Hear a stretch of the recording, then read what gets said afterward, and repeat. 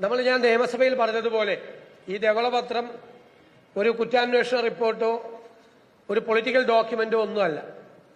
സർക്കാർ അധികാരമേൽക്കുന്ന സമയത്ത് fiscal health of the state ആണ്.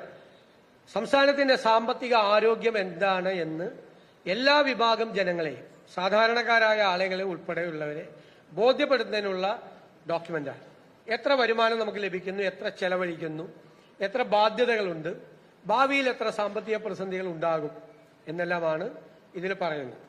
വൈറ്റ് പേപ്പർ അനിവാര്യമാകുന്ന മറ്റൊരു പ്രധാന കാരണം പുതിയ സർക്കാർ അവതരിപ്പിക്കാൻ പോകുന്ന ബജറ്റിന്റെ പശ്ചാത്തലത്തിലാണ്. കഴിഞ്ഞ സർക്കാർ പാസാക്കിയ 26-27 ബജറ്റിലെ ന്യൂനതകളുടെ യഥാർത്ഥ ചിത്രം അതിനകത്ത് വരും. ഞാൻ നിയമസഭയിൽ പറഞ്ഞതുപോലെ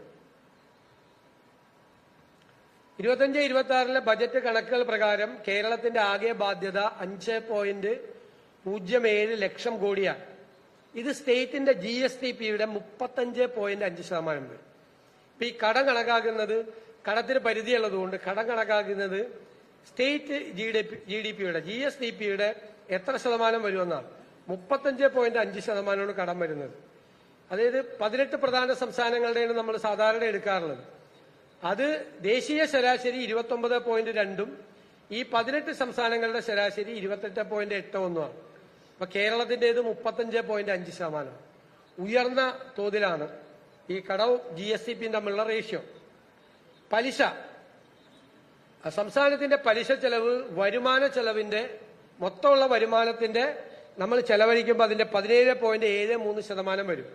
ദേശീയ ശരാശരി 11.99%. ഭയങ്കര വലിയ തുക പലിശ എടുത്തിരിക്കുന്നത്, വലിയ പലിശയ്ക്കൊക്കെ എടുത്തിരിക്കുന്നതുകൊണ്ട് പലിശ മൊത്തം എക്സ്പെൻഡിച്ചറിന്റെ 17.73% പലിശയ്ക്ക് വേണ്ടിയിട്ട് പോവാണ്.